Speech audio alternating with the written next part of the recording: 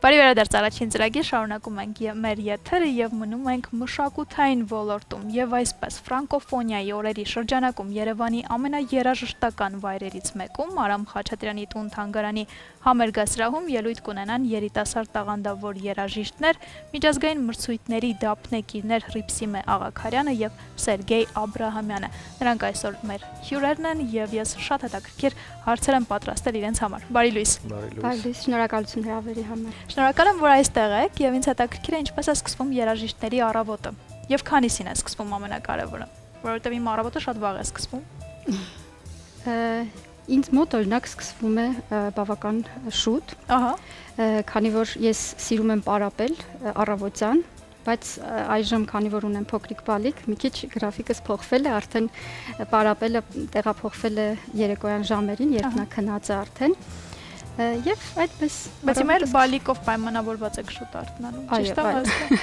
Սերգեյ, երբ եք արթնանում։ Ինձ մոտ նույնպես վաղ առավոտյան է սկսվում։ Ես սիրում եմ, որ տենց նշանակված փորձերը նվագախմբի կլինի, թե, չգիտեմ, Հռիփսիմի հետ կլինի, ես մինչև դա ես սիրում եմ, որ մի քիչ պարապեմ, բացվեմ, մի քիչ աշխատեմ թերությունների վրա, նոր գնամ փորձի, էլի։ Ահա։ Ես գիտեմ, որ ֆրանկոֆոնիայի շրջանակում առաջին անգամ չի, որ հանդես եք գալու, ինձ հետաքրքիր է այս անգամ ինչ ստեղծագործություններ եք առանձնացրել եւ ինչ համերգային ծրագրով եք ներկայանալու հանդիսատեսին։ Նախ ասեմ, որ սկզբում հրավեր ստացա Արմինե Գրիգորյանից, մեր Արամ Խաչատրյան տուն-թանգարանի տնօրենից, եւ շատ շնորհակալ եմ այդ առաջարկի համար։ Եվ սկզբում պետք է որոշեի մենահամերգի ծրագիր, մտածում էի շատ Բախ, թե քանի որ Բախի 340-ամյակն է նաև, մտածում էի Բախ թե ֆրանսիական, եւ երբ մտածեցի ֆրանսիական ծրագիր, իսկ ինչ ֆրանսիական ծրագիր առանց Սերգեյի, այդպես որոշեցինք միասին համերգը տալ եւ Արմինե Գրիգորյանը առաջարկեց, որ հենց ֆրանկոֆոնիայի շրջանակներում լինի եւ այդպես արդեն ընտրվեց ծրագիրը։ Որոշեցի նվագել Կուպերեն, բարոկոյի ներկայացուցիչ, ֆրանսիական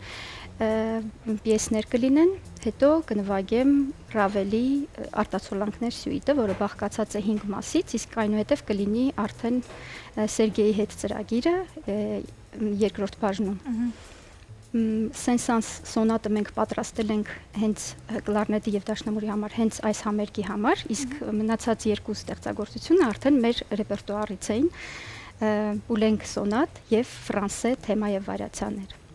Բայց դա կրճատված, չէ, դա կրճատված տարբերակն է, որովհետեւ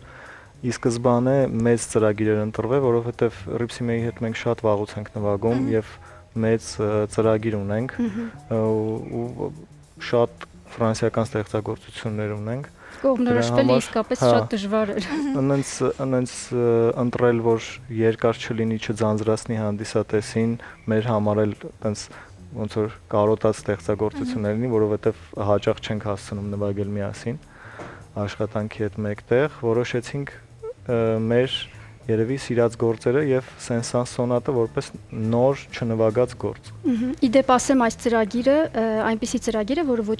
ոչ միայն հետաքրքիր է երաժիշտներին, այլ նաեւ շատ հետաքրքիր կլինի ոչ երաժիշտ հանդիսատեսի համար։ Հրաշալի է։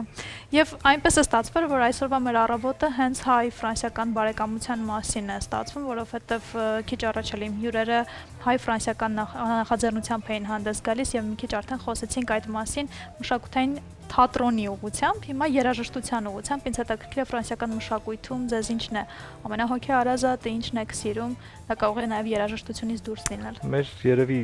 ես առաջ ընկնեմ պատասխանեմ, մեր առաջին իրար հետ բանը ճանապարհորդությունը, երբ որ մենք նվագում էինք նորանուններում եղել է Ֆրանսիա, Փարիզ։ Մենք այնտեղ բազմաթիվ համերգներ ենք ունեցել եւ շատ լավ շփվել ենք թե ֆրանսիացիների հետ, թե այնտեղի հայերի հետ, մեզ շատ ջերմ վերաբերմունք են ցույց տվել մինչև այսօր, որ գալիս են մենք հանդիպում ենք Երևանում, ու տենց միշտ այդ համագործակցությունը եղել է, թե կխոսեմ երևի հայ երաժիշտների մասին, բայց դե արվեստի ոլորտում բոլորի հետ ինձ թվում է շատ ընկերական համագործակցություններ է միշտ։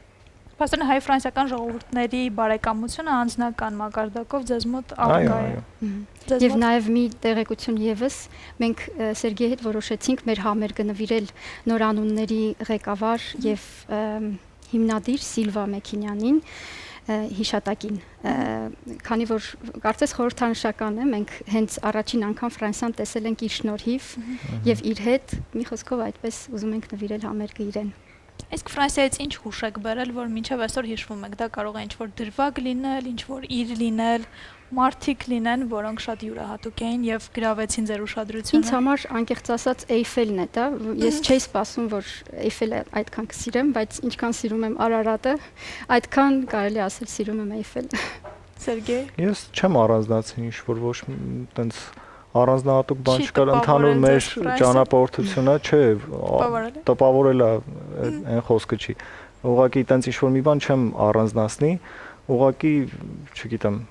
ամեն ինչ լավ էր իմ համար, թե ճանապարհորդությունը, թե մեր համերգները, թե համագործակցությունը, թե այդ տեղերը, որ մենք այդ սուղ ժամանակում հասցրեցինք տեսնել, օրինակ ասենք գնացել ենք Լուվր, մենք դե տարիքով տես փոքր բան, բայց երեկոյան համերգ ունենք, այդ ինտերվալում հասցնում ենք ամեն ինչ տեսնել, այդ ամեն ինչը իհարկե մեզ համար մեր կազմակերպիչներն էին տես կազմակերպել, որ այդ սուղ ժամանակում հասցնենք տեսնել Ֆրանսիան։ Եվ վերադառնալով համերգին, ինձ հետաքրքիր է հանդիսատեսի մասին ձեր կարծիքը, որովհետև երկու տարբեր կարծիքներ կան։ Մի մասը մտածում է, որ ծափերը իհարկե կարևոր են, բայց հանդիսատեսը պետք է վայելի երեկոն եւ ոչ թե ծափահարի ընթացքում կամ իր, չգիտեմ, էմոցիաները արտահայտի, այլ այդպես վայելի վերջացնի նոր, եւ կան մարդիկ, ովքեր ասում են, չէ, ընթացքում ծափերը շատ ոգևորող են եւ շատ կարևոր։ Ձեզ մոտ ինչպես է։ Կարծում եմ, ուղղակի պետք է իմանալ ստեղծագործությունը, ստեղծագործության կառուցվածքը։ Օրինակ մենք նվագելու ենք սոնատներ։ Սոնատը մի ամբողջական ստեղծագործություն է կամ թեկուզ վարիացիաները, որոնց ընդմիջման ժամանակ, մասերի ընդմիջման ժամանակ կարիք չկա ծափահարել, քանի որ դա մի ամբողջական ստեղծագործություն է եւ պետք է իմանալ, որ օրինակ սոնատը բաղկացած է 3 մասից տվյալ դեպքում եւ ծափահարել մասերի ավարտից հետո։ Ինձ թվում է այդպես ճիշտ է։ Եվ երաժիշտ կա, որ ուզում է մեծ ինտերվալ չթողնի մասերի արանքում, այսինքն արդեն տրամադրված կենտրոնացած եւ ծափերը մի քիչ շեղում են, ոնց որ արդեն ուզում է սկսել ու ծափահարությունները մի քիչ կենտրոնացումից շեղում է։ Եվ քանի որ նշեցիք, որ շատ ստեղծագործություններ կան եւ ծրագիրը մեծ է, դուք բավականաչափ կրճատել եւ հարմարացրել եք մեկ համերգային երեկոյի համար, ես ուզում եմ ապայման հարցնել, առաջիկայում էլի համերգներ կսպասվեն, թե պետք է շտապել եւ հենց այս համերգի համար ձեռք բերել տոմսեր ու վայելել ձեր երկուսի ներկայությունը բեմում։ Կարծում եմ հնարավոր կլինի, բայց մոտ ժամանակներս արդեն երկուսս էլ ունենք պլանավորած որոշ բաներ, կարծում եմ 3 ամիս հետո հնարավոր է։ Այսինքն առանձին կան համերգներ, բայց միասին դեռ պլանավորված չեն։ Ոչ։ Սա նախկինում շատ հաճախ էինք նվագում, բայց հիմա քանի որ արդեն աշխատանք եւ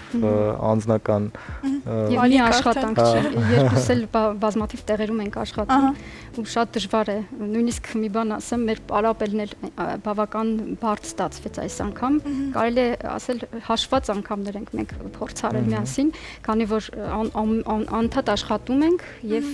շատ դժվար է ժամանակ գտնել, բայց երբ գտնում ենք, մենք փորձում ենք ցայնագրել եւ Սերգեյ նորը իմիջայլոց վերադարձել հյուրախաղերից, ես այդ ցայնագրությունները լսում էի, մտածում էի ինչ կարելի է ավելի լավացնել, ուղարկում էի իրեն։ Հեռավորության վրա աշխատել ենք մաքսիմալ ինչ կարացել ավել ենք։ Ուղղակի շատ կարոտած դուրս են գալու բեմ, այդ կարող եմ տենց առանձնացնել, որ մեծ հաճույքով, միշտ ենք մեծ հաճույքով նվագում, բայց այս անգամ այնքան, ինտերվալը այնքան մեծ է եղել, շատ կարոտած դուրս են գալու բեմ։ Վերադարձել եք հյուրախաղերից։ Ուզում եմ մի քիչ պատմեք, որտեղ եք եւ ինչ հյուրախաղեր էին։ Ես աշխատում եմ Հայաստանի Պետական Սիմֆոնիկ նվագախմբում եւ մենք ունենք հյուրախաղեր Օմանում։ Եվ դրանից առաջ Չինաստանում էին, ճիշտ է։ Չինաստանում նոր տարում էինք, Օմանից առաջ Սաուդյան Արաբիայում էինք, Օմանում նվագվում էր Հարի Պոտերի ֆիլմը, մեր ընդհանուր ֆիլմը, բոլոր երաժշտական մասերը նվագախումներ կատարում ու լրիվ ոնց ֆիլմի մեջ է ու մեծ էկրանին ֆիլմը ցուցադրվում էր շատ մեծ որակով, անգլերեն լեզվով, տակից արաբերեն թարգմանած, իսկ մինչև դա Սաուդյան Արաբիայում մենք նվագում էինք խաղերի սաունդթրեքներ։ Էլի բոլորի կողմից սպասված պրոյեկտ էր, բոլորը շատ հետաքրքրված էին, ուրախացած էին։ Մարիոն կար։ Այդպես։ Դա ժամանակակից խաղերն էին։ Ժամանակակից խաղեր։ Իսկ Հարի Փոթերի այդ հրաշալի համերգային ծրագիրը կունենանք այստեղ։ Հուսամ, այո, որովհետև սենսացիոն ինքը պրոյեկտ էր, հուսամ, այո։ Ես որովհետև Հարի Փոթերի մեծ երկրպագու եմ եւ ես պատկերացնում եմ ինչ հրաշալի երեկո է եղել, երբ ֆիլմը մեծ էկրանին է եւ սիմֆոնիկը նվագում է երաժշտությունը։ Դա մեծ իրադարձություն էր իրականում։ Մեզ մոտ երբևէ չի եղել այդ ծրագիրը։ Մեզ մոտ այդ ձև ծրագիր ես չեմ հիշում, որ լինի, բայց սաունդթրեքի ծրագիր իհարկե բազմիցս։ Ես հիշում եմ հայ ֆիլմերի սաունդթրեքեր եղել են, Մանսուրյանական երեկո եղել է, Մայքլ Ջեքսոն եղել է եւ դեռ պետք է արխիվում նույնպես կա։ Կբացեք մի քիչ փակագծեր, ինչ է սպասվում, նորություններ կան։ Նորություններ փակագծերը ես չբացեմ։ Այդ արդեն մնացածը կբացեմ, բայց ինչպես միշտ շատ կրեատիվ, ես որտեղ եմ աշխատում, դրա համար չեմ գովում, ինձ համար մինչև դա էլ շատ կրեատիվ նվագախումբ է։ Դա մենք էլ շատ սիրում ենք սիմֆոնիկ նվագախումբը մեր, այնպես որ շատ շնորհակալություն, որ առավոտյան ինձ հյուրեիք, ես ձեզ մաղթում եմ մեծ հաջողություններ եւ Իջևանի գինուգործանի կողմից ձեզ նվիրում եմ Սափոր Ռոզե գինին, որպեսզի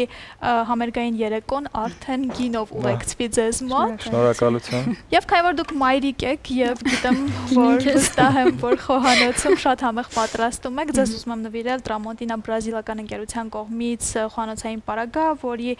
հակաբակտերիալ ծածկույթը թույլ չի տալիս, որպեսզի թունավոր բակտերիաներ հավաքվեն, այնպես որ խոհանոցում ձեր գործը հաստատ կթեթևացնի։